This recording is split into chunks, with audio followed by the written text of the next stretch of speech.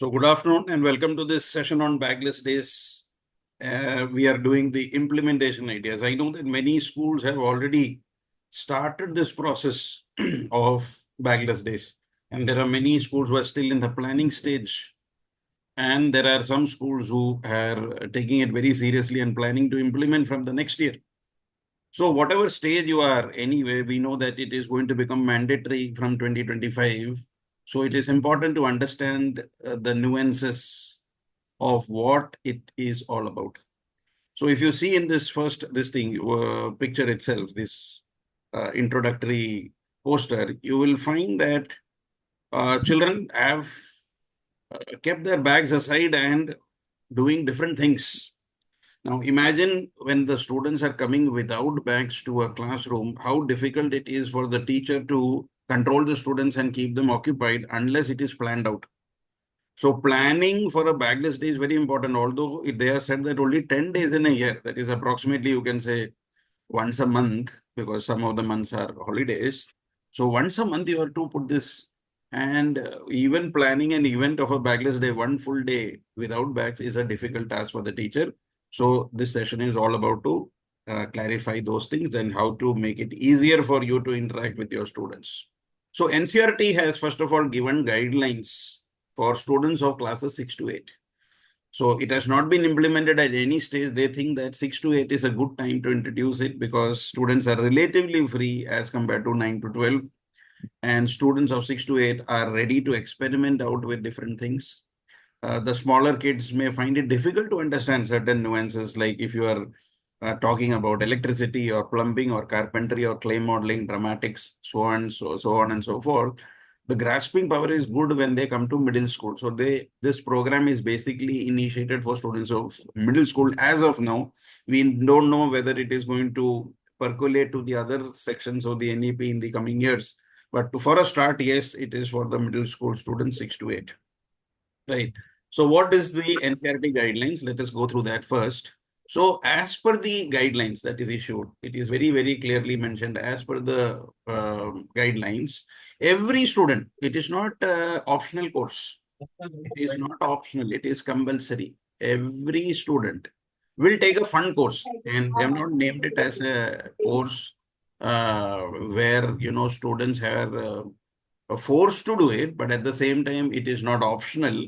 It is mandatory. So every student will take a fun course, which will give hands-on experience. That means it is not only theory; they will do it with their hands. So you see in the picture there is a class of clay modeling going on. They're preparing actual pottery articles with the help of the hand. So this is basically to promote vocational crafts in our country. Everybody thinks that vocational education is for the EWS candidates or, for those who don't study properly in schools. That is a misconception. So vocational education is not at par with the normal education. So now the government, the CBSE and NCRT are putting in efforts to put this at par with the normal education colleges. So that is why this whole concept has come about of Bagless Days, so that we can introduce all these concepts even at the school level. It is not supposed to be done only at the college level where we have these vocational colleges. What about schools? So initiation has been done in schools. It's a very good move because the child has to understand what he or she is good at this stage. It is quite possible that the child has never explored all this in their lives, but you see the creativity of the child is going to come out because of this vocational training. What is this training all about? It could be carpentry, electric work, metal work, gardening, pottery making. So all this depending on the local needs. So where are you situated? What is the local, artisans can teach handicrafts that are there. Plumbing and electricity is of course common to everyone. So basics of that has to be taught. And who knows, somebody is interested in that and pursues that. So that is the whole idea of exposing our kids to these kind of courses right from the beginning. So as I said, it is to be made an integral part of teaching learning process. So if some educators or some of us present or me or any principal feels that, oh, this is 10 days of wastage, then think carefully, because this is very important, because life skills are very important part of our curriculum now. The NEP 2020 is laying so much emphasis on skill education rather than rote memorization and, just giving an exam, passing one exam to the other. So that is why it is important for everybody to understand that this is not going to add to the burden, but it's going to add a skill to our students. So existing student scheme will remain as it is. So this is just an add-on, right? So bookish knowledge is one thing, reading about all this is one thing, but applying it to real life is another thing, right? So many times we talk about, live wires, your positive wire, negative wire, neutral wires. Do the children actually know the color code of this? Do they know how to insert a wire inside a plug? If there is a loose connection, if there is some minor leakages, do they know how to repair it? Forget about kids. We as adults is a question mark, or we always call the carpenter, plumber, and all that for small problems. So because we have never received skill education, I think it's a good move. Or see, in India, the thing is that we are always having access to these people. You go to Europe and US, they are so expensive that every person is learning the basics of that. Okay, you have to pay so many dollars to just call a car. He will come by his car and repair, and he will take hundreds of dollars for minor repairs. So it's a very expensive affair abroad in the US and Europe. So common man, it's important for a common man to learn about this so that he is not dependent on other people. So this is why this soft skills like cooperation, leadership, collaboration, these are also going to be taught along with this, because when you are learning a skill, it is not that you are working alone, you are working in groups. Then also one very good thing that I liked personally about this is that after introducing the children to a particular activity, they're also telling us that these are the career options that are available. I'll be showing you some samples. There are plenty of ideas, but some samples I'll be able to show you in today's project so that you can start working on this in your respective schools. So it is going to be a program throughout the year. It is not that this is something which is going to have only in April or July or end of the year, nothing like that. It is throughout the year, and it is for 3 years. Children will be given periodic exposure, not that, you are completing this for the sake of completing and finish. Now, bagless days are over. No, it's not like that. And it is inside school activities and outside school activities both.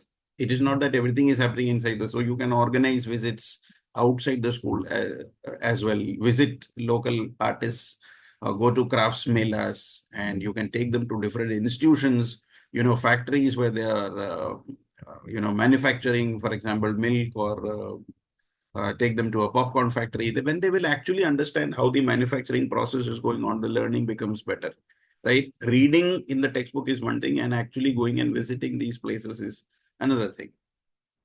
So it's going to be throughout the year. Now, what is the objective? Why did they bring out these guidelines that this is? So NEP, this was in 2020. Still, we are in the process of implementing various things. Now, slowly, you will realize that different aspects of NEP are coming in action, right? You are already seeing many things coming in action. So right now, we are concentrating on the bagless days. So it is supposed to give the children joyful experience. The children should enjoy what they are doing. It's a break also from the regular mundane activities that is happening every day in schools, right? So it is important that we understand what are the objectives of the bagless days. The first and foremost thing is obviously to build observation-based learning capacity. You are observing, not learning or memorizing. You are observing that how things are being done. Okay. When you are observing, you learn more, isn't it? When you're doing it, you learn even more. So these are very, very important to understand that why the objective is very important for us. It is not only observation, but also allowing them to practice themselves. Okay, it's not demonstration, but it is also, we can say that learning by doing. That is the highest form of learning, right? Then obviously understanding how different people are important in our lives, how different professions, because we take everything for granted. Okay, we are having a clay pot. Oh, where does it come from? We are not. We are bought from the market. But now the children will know, okay, there is a group of people who are actually artisans who are making this. Water community is there. So connectivity of different communities is going to be promoted by these kind of activities. right? And theoretical and practical activities will be correlated. So already we know there is a lot of scope in art integration where we are teaching through art forms. Now what is happening, where whatever is taught in the classroom is also being practically applied in different areas of our life. And of course, promoting dignity of labor. Every person who is doing work and earning his or her own money has to be respected, right? Whatever is the work, the dignity has to be given. Just like US, our students are going there earning money, filling petrol in petrol pumps. But do they do here in India? They will not do, because dignity of labor is not here. This is not my job. I will not clean the street. I will not work in a store as a cleaner, or I will not do this. There are certain things which are, already the parameters of society are not allowing us to do those things, because dignity of labor is not. It is, on the basis of caste and creed, these jobs are being done. Whereas in the US and Europe, we find that this is not there. Dignity of labor is whatever you are a carpenter, you are a plumber, you are given adequate respect, and you are given enough and more compensation for the work that you do. So, probably an engineer will be earning the same as a good carpenter there. So that is what dignity of labor does. And India has done a very good positive, I think, it's a positive step in that direction to give dignity of labor. Whether you are an artisan or a person involved in making some cloth, handicrafts, those kind of promotions, you are a gardener, these are all skills, right? And we try to learn those, and we try to do it on our, we realize how difficult it is, what is the amount of, the hard work that goes into learning the skill, then we start respecting these people also. Because otherwise, the so-called high class or the upper middle class will start mistreating these people, saying that, okay, uh, he is just a this, based on the profession we are classifying. So that will be absent now in our society in another decade or so. When this really becomes a reality, it is the duty of our teachers in this country to promote equality among all professions, not classify children on the basis of what their parents are, not classify people on the basis of their professions, right? So every profession has to be respected. So this is all going to improve that, because once you're connected with this, once you build a rapport with this, then our children will also understand how important they are in our daily lives. So one of the things is educational visits. I'm sure every school is taking their students to, science centers and the IITs and, some factories and all that. So children need to be sensitized. When you're taking them in a group, also it brings about so many. It's fun for them. Obviously, it's like an outing. And when the teacher is or the school is organizing all this, it's fun for them. But try to incorporate some learning, because there will be some activities before going, what they should do, after going, what they should do. It should not be like a picnic where they're going and having fun and coming back. So the purpose is not that. So when you're going somewhere, you need to have a pre-plan and a post-plan. And then when you're going to a museum or a monument, what have they learned? That is important. And what they are going to learn and how they're going to put it into use in the future, that is also very important. So now when you are taking them, see, you go to any monument, there will be a person who will say that I can explain all this. There will be a tourist guide. So that is an inspiration for some people to go into travel and tourism, right? Because a child may not know that a profession like this exists. But when we are exposing our kids to a field visit and we are telling them, okay, that these are the possibilities that are there, you can go into tourism, you can go into travel. Hundreds and thousands and millions of people are traveling across the world. You know that, how many aircrafts are going from one place to the other, how many monuments are there in the world. So if you know the history and the history behind the monuments, or about the travel procedures, you can go into that profession, right? So travel and tourism could be introduced just with a field visit. So the idea, as I told you, is not only the visit, but the pre and post activities. Now, how are we going to do it? So the objectives is clear. Why are we doing it? So it is indoors and outdoors both. So what are we going to do? It may include, as the per the document, educational tours and field visits. I'm sure every school is doing this. Experiments. Now, this is one area where we are lacking the experiment part. Most of the experimentation happens only in 11, 12, and that too, those who are taking up science. Is there any experimentation going on at the middle school? Very, very less. Very, very less. Maybe 1% of the schools have access to labs, or another 1% where the teachers bring all the equipment and demonstrate. Otherwise, practically, I can say 99% of the schools are not conducting any experiments. They are reading about it. Okay, when magnesium and oxygen combines, it becomes magnesium oxide. But have the children seen? Okay, when this is burnt, then it gives a red color. But have you demonstrated it? No. Why? Because we don't have the facilities for this, or probably there is a lack of time as per the curriculum. Everybody is in a hurry to finish this. So there are various factors which prevents a teacher from doing all this. But now, since there is a bagless day for this, you can say, okay, today is experiment day. We are going to show you 25 experiments today, and you collect a list of 25. Oh, this is what happens. Okay, we've all only read this in textbooks. Now we are actually seeing it, and the children are going to learn by doing it, by observing it. So experimentation, natural exploration like hiking, going to a beach, going for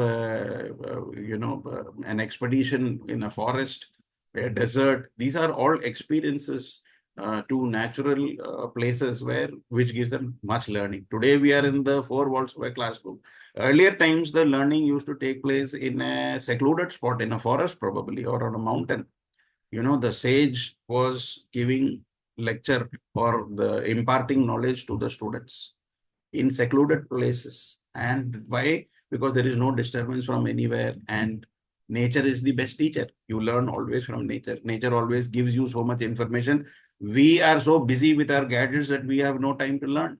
There is so much of learning that we can do from nature. In fact, see, if you see the inventions and discoveries that have happened before all these gadgets, amazing, isn't it? Amazing technology has come recently, but what about the invention of fire? What about invention of the wheel?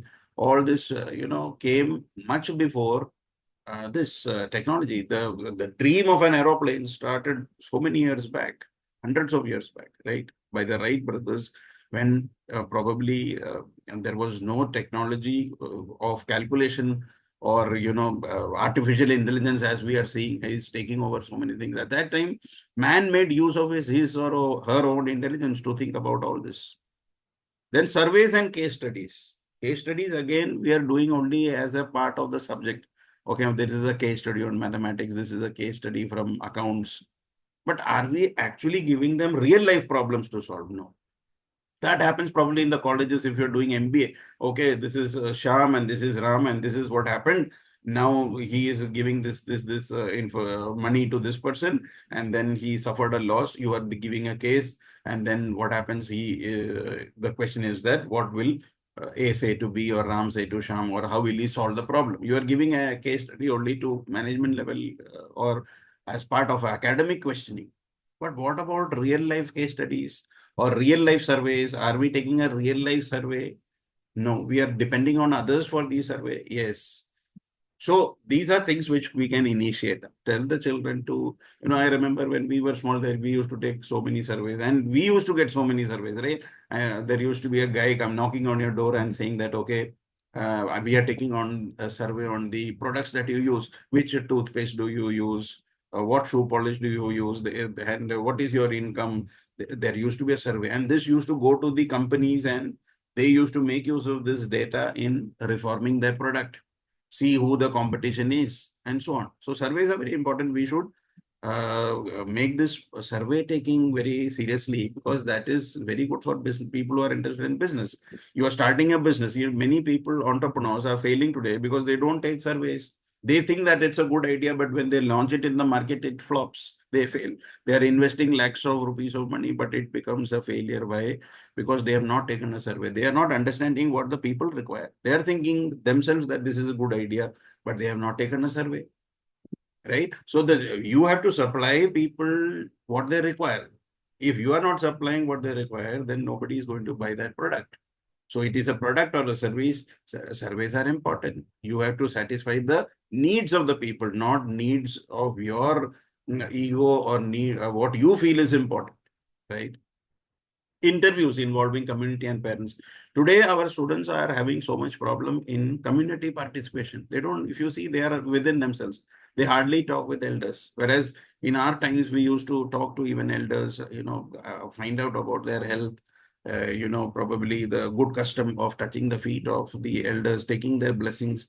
Now that is gradually declining. Why? Because community participation is not there.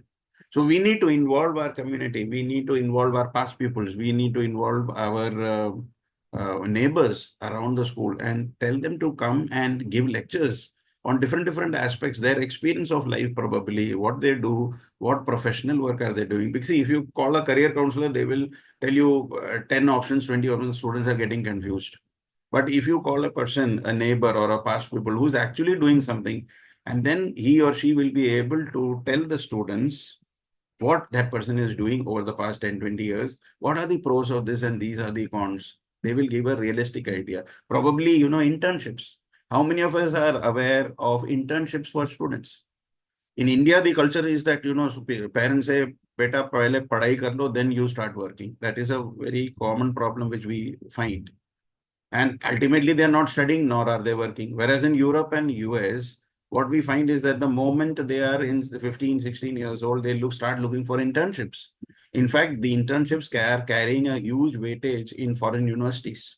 So it is important to understand that our kids also need to be exposed to internship. When they start working as an intern in an organization, they will realize their efficiencies, their capacities, or deficiency which they can improve. Unless we are giving them an opportunity to work in companies, how are they going to get opportunities later?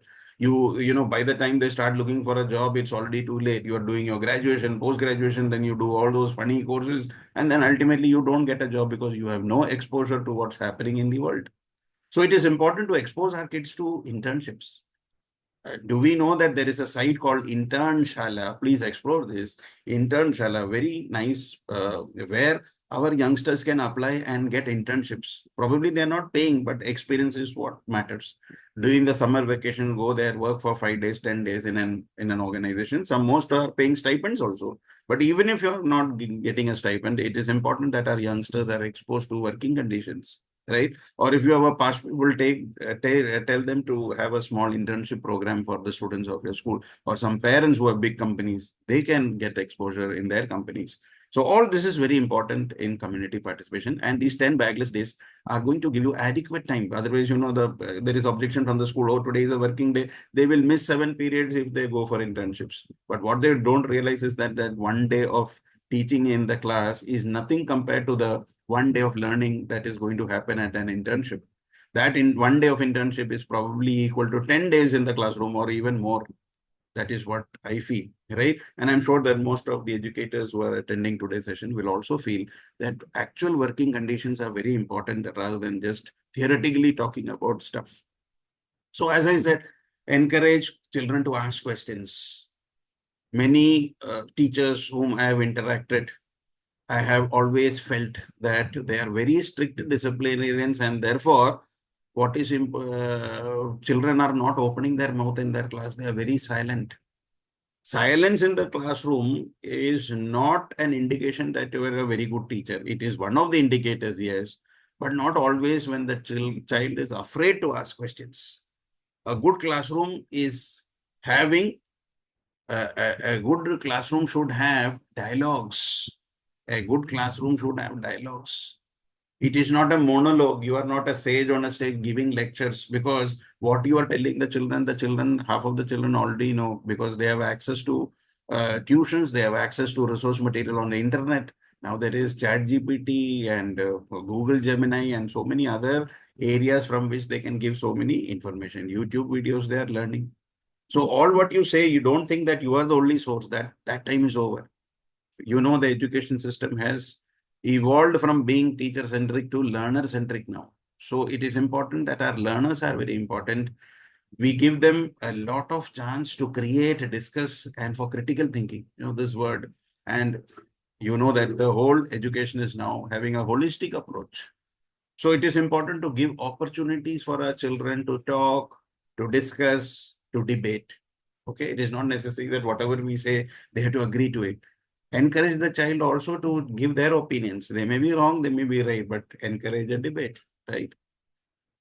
Nature is, as I said, is the best learner. So go for hiking, go for climbing mountains, go for biking. Exploration is very important. We learn so much that 3 days or 5 days that you're going to take them out, their experience will be much more than that they will gain in a lecture in a classroom.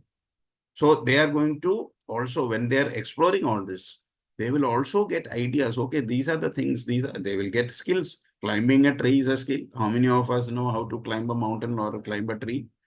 Many of us don't know because we have never done that. And unless we try it at a young age, when you're too old, it may be too late. So that is the problem. So it is important that we need exposure. Our students now are getting, physically weak as compared to the previous generation. They are falling ill just by going out in the sun, or, they get wet in the rain. Why? Because they are not exposed. When we were kids, we were out in the sun, we were out in the rain, nothing used to happen, right? That's why the previous generation and the previous generations were much more tougher. As we are progressing, our physical strength is decreasing because in the comforts of an AC and the comforts of our home, the parent and the school both are not exposing our kids to the hardships that are actually there. Okay, many of the schools who are having indoor, what is that, basketball courts and AC badminton courts, when they go and play in the field in 20 minutes, they are sweating and they are collapsing. This is a real life situation. When we have this inter-school competition, in 20 minutes of basketball or football, they are flat. And remember, they are the best in the school. This is, common observation. Why? Because many of them have practiced in an AC basketball court or a badminton court. So this is what happens in real life. That may not exist. So you need to make our students tougher, physically strong, because physical and health education and yoga, all this is getting very prominent importance in our new national education policy, right? Surveys and interviews, go to people, talk to people. Unless we talk to people, we'll not be able to understand what is in their mind. Children will be exposed to so many good things from this, collecting data, how to collect data, recording, So somebody may be motivated to become a journalist. Somebody is going to take the route of media. So this is what is important. When they talk to unknown people, children always talk to known people, but do they talk to unknown people? No, right? In fact, we say that don't talk to unknown people for security reasons. But when it is an organized thing, then what is going to happen? They will prepare a report on it. So many things are being learned. You are organizing you are encouraging a talk show, for example, or you're visiting a farm and you're talking firsthand to the farmer on how to check for the quality of seeds, for example, or how manure is put, how the field alkalinity has to be maintained, how the acidity has to be removed, how to take care of the plants. These are things which you can learn firsthand from the farmer. On the basis of that interview, you can prepare a report, and this will help in communication skills and writing skills. So for all this to happen, it cannot be suddenly decided. You need an annual plan, isn't it? So every school needs to have an annual plan, because planning is very important. Failing to plan is planning to fail, they say. No, that's a quote. If you fail to plan something, then you are actually planning to fail. So you cannot say that, oh, let me see next one. No, this is what's going to happen in April, this is what's going to happen in July, this is what's going to have August. You need a rough basic plan. Of course, last minute emergencies can occur and things may go haywire, that's okay. But more or less 90% of your plan should be on paper and pen, and because of that, you will be able to implement all this every month. Okay. So it's only 10 days. They are saying that keep 60 hours. The government is saying put 1,000 to 1,200 hours in a year. No, that is what the NEP says. 1,000 to 1,200 hours in a year is required by a student. And out of that, only 60 hours they are giving to this. It's a small portion, but it's a good beginning. And I think as teachers, as principals, as community leaders, we need to take initiative in making this program a success, because this is where life skills are going to be learned. So all teachers need to be involved in the school. Nobody should be left out. All students should be involved in this. Nobody should be left out. You know, there may be some cases where you think that the child will not be able to do. You may have a special children with special needs. There may be a handicap, but still you need to find out ways and means by which they can be empowered in some activity, because this is very important for those kind of students also, right? We cannot leave out anyone in this, saying that, oh, this he has a physical disability or this person has an intellectual ability. No, we need to involve. It has to be an inclusive activity, whether it is a teacher or whether it is a student. Everyone should be involved in this. And it is always advisable to have an activity planned and us with a specific objective. Okay, after this, what will the child achieve? That is important. Because otherwise, what is going to happen randomly, if you are deciding two activities with the same objectives will overlap? That shouldn't happen. So the objectives need to be very clear, because if you are having multiple activities with the same objective, it's not going to serve the purpose of giving multiple ideas to the students. So as far as possible, choose activities which with the multiple benefits to the student. So this is a chart which is suggested. As I said, every activity should have a pre-activity and a post-activity chart, right? So pre-activity is something which you do before the activities, and post-activity, you will prepare the report after the activity. So this is just a suggestion. You're putting the month there, April, July, August, whatever. What is the name of the activity? Learning objectives. What is the objective? Why are we doing this activity? Is it serving any purpose, or it's just done for the sake of doing? That has to be an objective. How many days are you going to spend on this? Resources required. What do you require? Do you require very expensive things? Or you have already it in the school, or can you ask the kids to bring it? So these are very important things. So what is the planning required for this? Do we have to call somebody from outside? Do we need any special equipments for this? Then execution. How are we going to do this execution? You're planning to take them out. Do they require a vehicle, or the parents are going to drop? Is there an entry fee? What will be the snacks provided? Executing the program, and then outcome. Post activity, when you come back, you have to prepare a report of what happened. Were the children participating? Was the resource person good? Was the place that you went good? Was it all nominal, and was the learning objectives met? It is important, because when you're doing it once, then only you will be able to understand, and you can repeat that activity which works for you next year. Otherwise, if you think that that activity was not of much use, change the activity next year, because unless we do, we will not understand. So this is a beautiful chart which will help you understand what is good for you and for your school and for your students. Then we come to the implementation part. Now, to implement this, there are different functionaries who need to be in the loop. You cannot do as a single teacher, you will not be able to do. So how do we implement it? Of course, the principal or the headmaster or the head of the school is the most important person who has to give approval to your plan. So it is important that they authorize this whole thing, right? Then, of course, the teachers, the class teacher, the different subject teachers, the students of 6 to 8, everyone should be involved. Parents and guardians, you need to take approval of the parents, when especially when you're taking them out, right? There has to be a consent form given that, okay, we are having this. I hope the parent is not having issues. If the parent is having issues, the reasons, whatever medical certificate or whatever they can produce, and say that my child is not interested in taking part in this activity because the child is not in school, remember. So you need to take the consent of the parent when you're taking them out. And of course, the community at large. Okay, when you are visiting your community, it could be slums nearby, or you are taking a awareness project of keeping the roads safe, safety project. You are taking your students out on a procession or an awareness in your colony nearby. So you need to take the permission of, for example, police people, the RWA. So many community people may be involved in certain plans which you are having outside the school premises. Okay.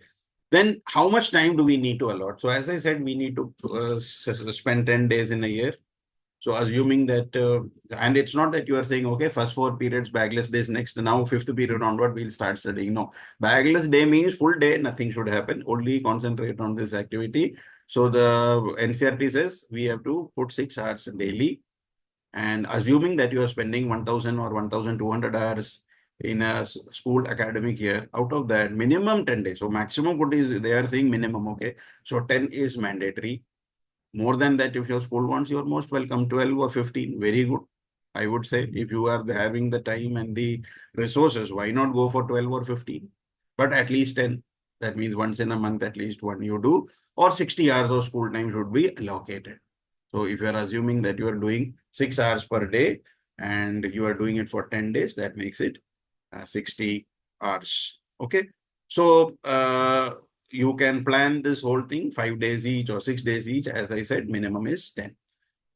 Then comes the aim and the assessment and evaluation part. Now, why is evaluation important in this? Now, once you are completing a project, it is not just enough that the activity is over and finished. As I said, don't treat it like a picnic. So you need to, as a teacher, you need to focus on the response that your student has given. Has the child taken interest in this program? Or although there is no marks or grades given in this, okay? There is no marks or grades given. Okay, the child went for this, so give 5 marks in this. Nothing like that. It is not suggested to give marks. But what is important is that you keep a record of how the child behaved, how the child interacted, whether they participated or not. You can make a in your diary or in your what is that chart where you are keeping a record of these bagless days. You keep an for like an audit, no? You keep a record of how the students have participated in that in yes or no format or tick and cross. All that is important. Oh, somebody is asking, can we get this PPT? The recording will be available. Unfortunately, this PPT is belonging to NCRT.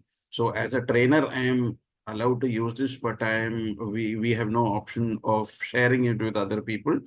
The PPT cannot be given to anyone, but the recording definitely will be given to you. And this brochure is also available on the NCRT website. Or if you don't have access, you can just search for the Bagless Days manual. It will be available. Okay, so that is available. Yeah. And recording will be available on the channel. So if any of you have joined late or having some internet issues, that will be there. Okay. So evaluation of the student. As I said, evaluation is very important. Don't let it go as a task and finish it off. We have to maintain a record. Okay, these are the students who participated very well in this activity.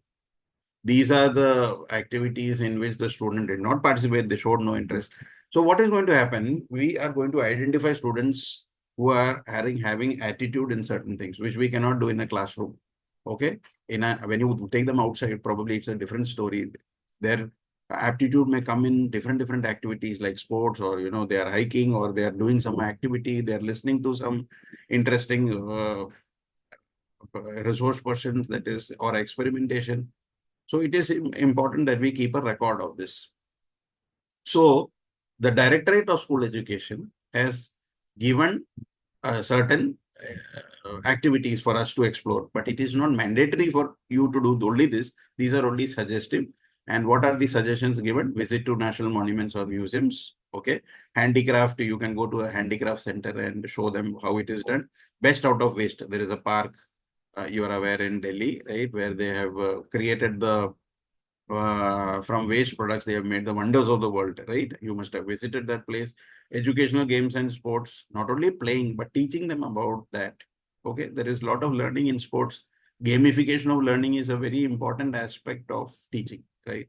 Because playing and, for example, they may not even be aware of the rules of a game. If you ask them, they may not know what is the weight of a football, what is the size of a football court.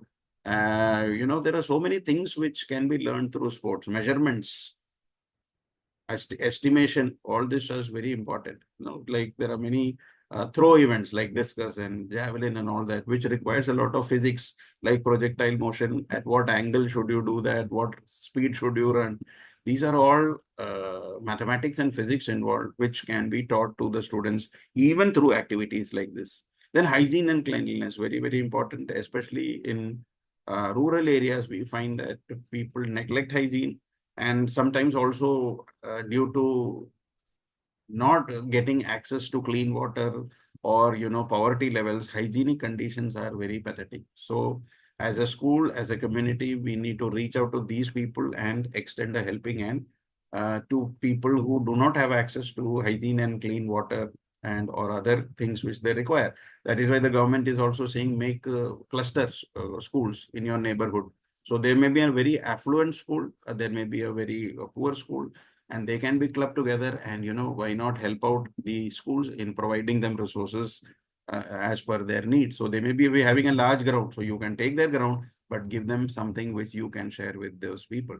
And of course, the government is also having so many projects which where you can approach and seek support. Environment and greening activities is the need of the hour. We see so many calamities happening because of deforestation.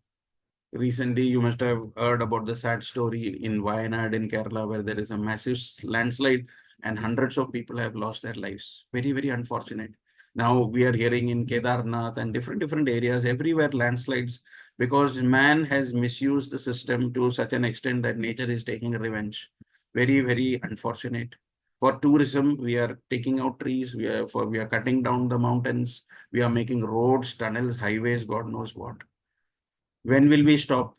I read somewhere that to this our generation, this is our last generation which can do something about climate change. We are seeing the effects. We are the first generation to see the effects of climate change. When we were small, we read about all this. Okay, see climate change, this is going to happen, and we used to laugh it off, saying nothing is going to happen. But today we see the reality, see the kind of rain, see the earthquakes, see the forest fires, see the mountain landslides. How many people are dying because of natural calamity? Because we ignored the warning of climate activists many decades ago. So we are the first generation to experience climate change, and we are the last generation to do something about it. I think it's a wake-up call as adults and kids to do something about it. And one of the best things that you can do is, and everybody can do, is plant trees. If every person plants 100 trees in their lifetime, I think that's a good start. Every person should plant whenever you get an opportunity, I would say, go and plant trees, put seeds. You are traveling on a train or a bus, carry seeds with you, and wherever you find empty fields, throw it there. Okay, it is important that this process, is not only, we can't leave all this to the government alone. We need to start this on an urgent basis. In many places, due to excessive deforestation, pollution levels are so high. We are living in a sad environment now. So let's make the environment better. And I think we need to give emphasis to that to our students, that they need to plant more trees, stop pollution, stop use of plastics, recycle waste. These are initiatives which can be done in this beautiful Bagless Days projects. Then, of course, music and cultural activities, communication technology. These are things which they are already very interested. Artificial intelligence, value and peace education, so important. Now, when you see in the papers, it's very depressing to read all that somebody's car hit somebody's and then that person was killed. And due to small tensions, we find in so many places, fighting between communities. People of the same country, people of different countries, see the Russia-Ukraine war. Innocent people are dying. Israel-Palestine. I mean, whose fault is this? This is, I think, the worst times of humankind, when we are seeing all kind of fights, not only internal, external, everywhere. Earlier, in the times of the Rajas and Maharajas, they used to go to the battlefield and fight against each other. Common people were not affected. Only people who were fighting, they used to go to a empty space and fight there, right? Very rarely they used to, invaders used to come and kill civilians and of course that. But now, you're dropping a bomb and thousands of people are dying there. Uh, and we never know, in a world which is so unsure, our existence itself, I think every minute we should have gratitude to God that we are living a safe, peaceful, secure life. So value and peace education is of prime importance. Unless we teach our students all this, how to value another human, how to value peace, when they grow up, will they be carriers of peace or carriers of hate? So we need to, because they are young now, they are entrusted to us. It becomes our duty to give them this message of value and peace. Celebration of national festivals, whatever festival, don't go by the religion, whether it is Holi, Diwali, Christmas, or Eid, or any other, everything should be given due importance. All the schools should celebrate our national festivals. Interaction with local craftsmen, project-based activities. You're already doing PBLs, right? Project-based learning. That's a beautiful way in which by making projects, the children learn animation, graphic, fashion designing. Animation is again very, very important, right? In this slide only, you are seeing this animation. Okay. So these are things which, captivates the mind of people who are attending the sessions. So all these graphics are also important. This is minor graphics. Now look at animation movies which are coming out, which keeps you enthralled, and learning also can take place from that. So kite making, dramatic, scrapbook creation, Internet of Things, all these are robotics. Doodling is another aspect, making of sketches.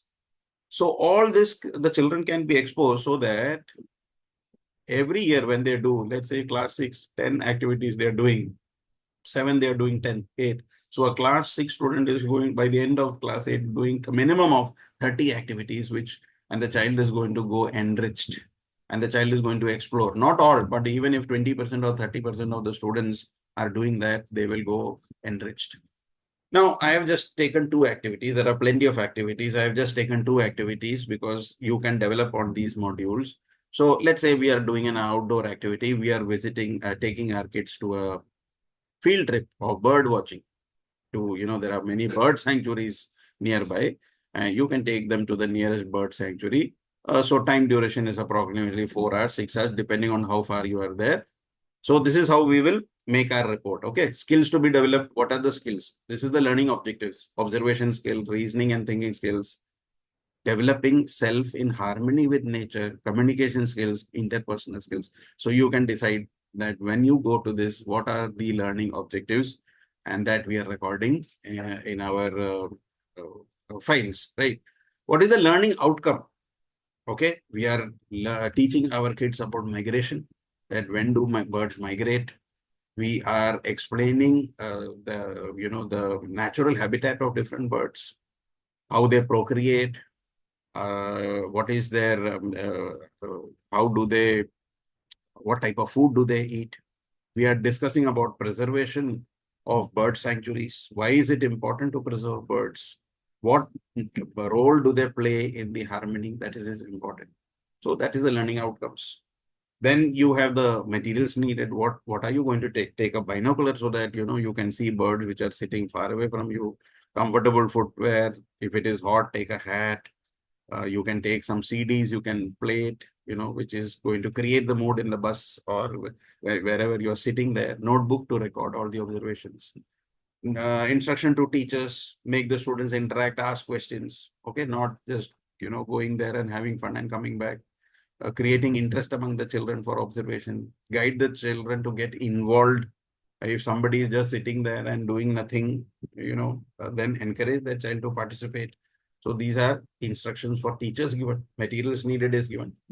What are the instructions that you're going to give to the kids? Okay, you need study the history of the place, maintain silence. This is all before going. Okay, maintain silence. Don't dirty the parks. Watch carefully. Stay in groups. Don't roam around alone somewhere. Collect the data that you observe. All this is to be given to the student. Then the methodology. Again, I'm telling you, repeating, this cannot be done on that day. It is done before you leave. It is a pre-activity. Inform the students about the visit in advance. Explain the importance of a bird sanctuary. Then you are scheduling this. You are taking the consent from the parents. You are encouraging them to interact with the workers in that bird sanctuary. Ask them questions. Take a survey. And ask them to record in their notebook.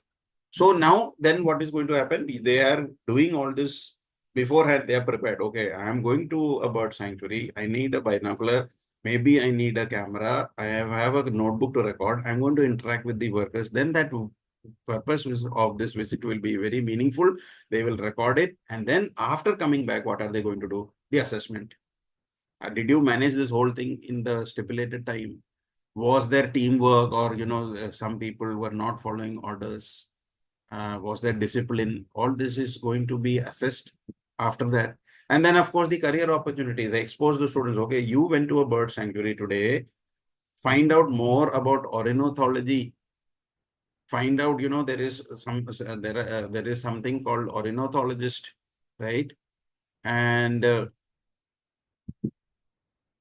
You can become a wildlife photographer. You know that National Geographic, there are many channels like that, which where people are recording the movements of animals and birds. So many YouTube videos or, on Facebook videos, you see people are constantly with their cameras in forests. Then only we come to know the beautiful birds coming and, swooping down to catch a fish probably. And, these are things which photographers are doing beautifully, and we are able to see all that. So probably some child is interested in all that. You can become a reporter, you can become a scientist. So give them the option that these are the options available. It's not that the bird visit is over. So some, maybe 10% of the kids or 5%, that's enough, are exposed to this idea. Oh my God, there is so much to learn from a visit to a bird sanctuary. Let me find out more about wildlife photography or more about these birds. Another activity I have chosen, only two activities I'm discussing. Like this weekend, we have plenty. So suppose now expert talk on cyber security. Why we have chosen? Because everybody is now paranoid about cyber attacks. So every child should know that social media is not a very safe place. Sitting at your home, thousands of money or lakhs of money can be siphoned from your account. So people need to be very careful. So you can invite an expert who could be an alumni or a parent or some resource person whom you know, can come and give a talk on it and create a webinar or a seminar or a workshop on the basis of which children are exposed to all this. Again, we have a learning outcome to expo. What are the opportunities available in this? Can I become a cyber expert? Can I become a cyber security specialist? Can I become an ethical hacker? Can I develop some app to, prevent this cyber crime? So what is happening when we are discussing about all this cyber crime? There may be, for every cyber crime taking place, there are also cyber specialists against it, right? So it is important that we expose our students to all these problems so that we get the antidote for these problems also. Maybe some of them are interested in becoming a cyber expert. So when you are exposing them, see, these are the problems exist. Be careful with your social media accounts. Don't give your password to anyone. Change your password regularly. Then what is going to happen? Then they also have become aware, and then they take interest in this, and tell them more about the cyber world. What these are the courses that you can do. And then what is going to happen? Probably some of them are going to enroll for this courses and become cyber experts. So 10 years or 20 years down the line, they will say, okay, we had a session in school where they taught about cyber crime and cyber security, and I got inspired by that. And I think that is something very positive, which we are likely to hear after these sessions are over, so that they become more empowered, right? So here, career opportunity. You can become a cyber threat intelligence analyst. You can become a technical analyst, assistant, fraud operations analyst. These are all career options. So what is important is give them, uh, what is important is that you expose them to various career options. So somebody in the chat is asking me that what have I used to make this PPT? This is Canva, right? So I made this using Canva. And so this is how we are exposing our kids to different opportunities. And I'm sure you got an idea today of how to go about the Bagless days, why it is important. At least start planning on it, and so that it can be implemented full swing. Now you may not do 10 activities because it's already 2024, 3-4 months have passed by, but at least start off with few activities with the process that is explained today, that what are the learning outcomes, what are the materials required, encourage the students to take up the different career opportunities that are available. And I'm sure that the results of these programs that you're going to initiate in your program, you will see 10 years, 20 years down the line. So thank you. And I am grateful that you could stay for this long and attend this session. And if there are any questions now, I will be taking the questions for the next maybe 5-10 minutes. So I will encourage you, if anybody has any questions regarding on what we talked about, I can take a few questions and then we'll stop the presentation for the today. Thank you. So where can we get the recording of the Good session? afternoon, sir. Yeah, recording will be available on my channel. My name is Matthews K. Thomas. If you do not know me, Matthews K. Thomas. This is an organization called the All India Educators Forum, and my channel is by my name only. So if you are in any of the AIF groups in the webinar groups, the link of the session will be, recording will be posted there also. Thank you. Yes, ma'am. Sir, these this bagless classes, you think that it is like everyone will be having it, or is it that some schools will have now and then it is like a pilot project for some and all like that? Is it? Now, if you're talking about 2024, there are very few, maybe 10 to 20% schools are only doing it. But from Okay. 2025, it is mandatory. Okay, from 25 it is mandatory. Yeah, 25, And it 26 is, session, it is mandatory. Right now, it is an advisory. Everyone should at least start off the project, just like your holistic report card, right? Many schools have yeah. even started. Some schools have Hmm. started because it's not been mandatory. So why it Hmm. cannot be made mandatory? Because it's a huge thing for every school to start across India. There are rural schools. There are many other reasons by which they cannot make it mandatory at the moment. So this year Hmm. they are relaxed. They are saying that schools initiate it at least. If you're not able to do 10, do 1, do 2, start off with the processes. And then definitely from 2025, they will say that, okay, then you show us the report. They will ask us to upload all these activities, etc. Yeah, okay. And that means in 2025 they'll have to, I mean, all the classes will be having No, ma'am, this. only 6, 7, 8. They are starting with 6, 7, 8 right now. Only 6, 7, 8. Right now, Okay. we are Okay. starting only with 6, 7, 8. Once 6, this 7. project is successful, then the Hmm. other classes will be targeted. Right now, the NCRT parameters and protocols is only for 6, 7, and 8 at the moment. Hmm. This is wonderful project, sir. But Yes, ma'am. then if we have to take them out, like it is also sometimes problematic. At that time, what we should do? Ma'am, at the moment, you're not taking your students for anything outside? No. Ma'am, due to what is the reason, ma'am? Either it's far, sir, we have to arrange some buses and all. That's Hmm. one problem. Then Hmm. another thing is like some parents are not interested in sending their children. That's another. So you don't take them for And picnics also? no, sir, no picnics. That's very Only sad. for very small classes or younger ones, the pre-primary ones or Uh, the primary ones. They just have a picnic in our uh, school ground or something. That's all. maybe you are in which state, ma'am? Madhya Pradesh. Madhya Pradesh. So I am really not aware of the the terrain that is there around your school. But Hmm. I think the best is the school needs to come up with a plan. If there is no nearby areas where the kids can visit, then the best is to call resource person to your school and organize workshops. Hmm. A Okay, sir. recorded link will be shared after by evening. Okay, so there is a question that Okay, sir. the recorded link, as soon as this is over, the session recording takes time to upload on the channel. By evening, you will be able to get it. Thank you. Any other Sir, questions? good afternoon, sir. This Yeah, is Kavita Timancharla from Hyderabad. yes, ma'am. Yes, sir. I just would like to have a word with all my fellow educators. We have been implementing this Bagless Day since last year, Mm-hmm. and it is going very well. The Very good. children are really enjoying and the learning outcome is very good. But only thing is occasionally we do have challenge of managing students because they Mm-hmm. go overboard as they enjoy. They are given liberty to move around the school.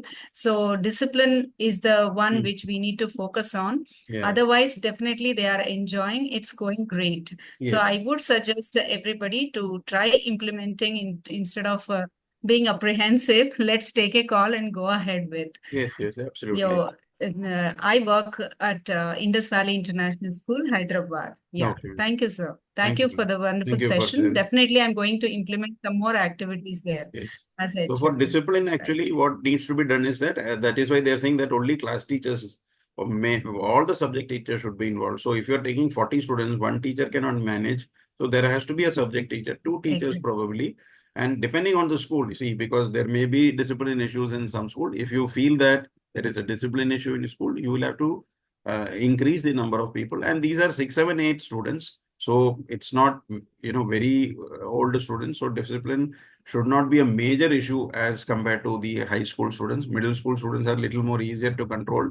And if you still find that it is tough, then don't take the entire class 6-4 section. Take maybe one section or 20 students or 30 students, depending on that. Or if you still feel that there is a problem, then see, as I said, there is no general rule that you have to take them out. then you have to do it internally, call resource person and do it internally. Yes. Sir, I have a question, sir. Yes. What about is attendance for this bagless days? Is this compulsory? If attendance is compulsory, then I feel parents will send the kids on. Very often, what happens is on such days, the kids don't come to school. Hmm. The parents don't value this bagless day, the philosophy beyond behind Yeah. this. So I Okay, think the and first, in my yeah, school, that's a my very school, good. I basically feel Hmm. on days like this, like for example, Independence Day, we have to insist everybody has to be you have to be there for the flag hoisting. Unless we are very Hmm. stern and serious about it, they don't come. So where the parents will view this bagless day also as a day when they can take off. It invariably be a Saturday. They can. So how do we That make is it why it is very important to have an orientation program for the parents as well. parents? Because unless the parents are convinced about the whole idea, see, first of all, the educator has to be convinced. If they are not convinced, they will never implement it, right? And secondly, the parents have to undergo orientation. The main problem with implementation in the schools is that we hardly have any orientation program for the parents. Parents are told you have to do it mandatory, and then they get angry that, you know, what is the benefit of all this, taking part in all this? They are wasting time. Instead of teaching, they are doing all this. But when we have an awareness program, you are conducting an awareness program for them, explain to them. You cannot convince everyone. We cannot convince all teachers also. We cannot convince. But if the majority of your parents are convinced about the idea, then for outside things, see, we need parent consent. But inside, attendance is mandatory. Coming to school, nowadays, government is also strict that 75% attendance has to be there. For this also, if the parent is saying that, okay, my child is not safe outside, we can't do anything about it. But Okay. at the same time, it is our duty as the school's duty to tell them the benefits of exposing their children to this. Yes, sir. Thank you. Thank you. So thank you so much. And somebody is asking for the attendance link. So I don't know whether you are an AIF member or not. All India Educators Forum members, if you are part of the webinar group, please remember you are attending a session on any AIF, any resource person is giving you a session. The certificate link is in the group description of the webinar groups, AIF W series, right? W1, W2 is written. So if you are a member, it's very easy. Go to the group description. The certificate link is there, click on it and generate your certificate. It's automated, right? So if you're not a member, then you will have to contact me on my mobile WhatsApp and I will add you to the group, because ideally we are organizing these sessions for our members. So if you've got this link from a friend of yours, please do join us. So in the chat, I'm putting my number. You will have to WhatsApp me, where I will be sending you the link of our WhatsApp group, and you will have to join that, right? So I am going to send my mobile number in the chat. And if you're not there, kindly WhatsApp 9818946850. That's my number. So if you're not a member, then please WhatsApp me. I will send you the link of the group. You will have to join the group first to be eligible to receive the certificate. If you're already a member, just check the group description and fill in the link and you will get the certificate. Okay. On this note, I want to thank you all for joining. I think it's lunchtime, so have a good meal and all the best for your future in your projects, in whatever you're going to initiate in your respective schools. Thank you so much. Thank you, sir.